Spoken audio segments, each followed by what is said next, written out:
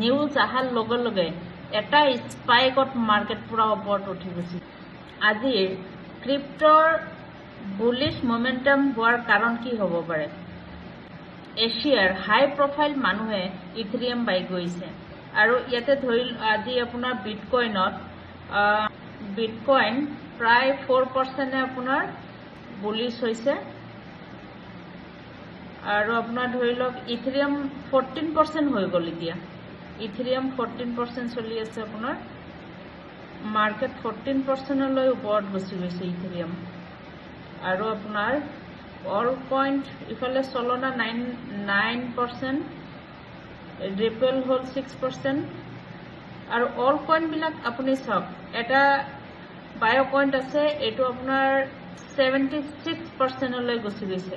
এইটো যদি আজি কোনোবাই ইনভেষ্টমেন্ট কৰিল হয় একদম ভাল পইচা কামাব পাৰিল হয় ক্ৰিপ্টো মাৰ্কেটত এইটোৱে ভাল ভলেটাইল হলে একদম পইচা দিব আকৌ লৈও যাব সেই লেভেলৰ পইচা লৈ যাব ৰিভাৰ্স শৰ্ট কৰিব নোৱাৰি এতিয়া আৰু 2-3 ঘণ্টা চাই লও যদি শৰ্ট কৰিব পাৰি দেন বায়ত মই শৰ্ট কৰিম 76% মাৰ্কেট ওপৰত আছে এইটো মই শৰ্ট কৰিব ট্ৰাই কৰিম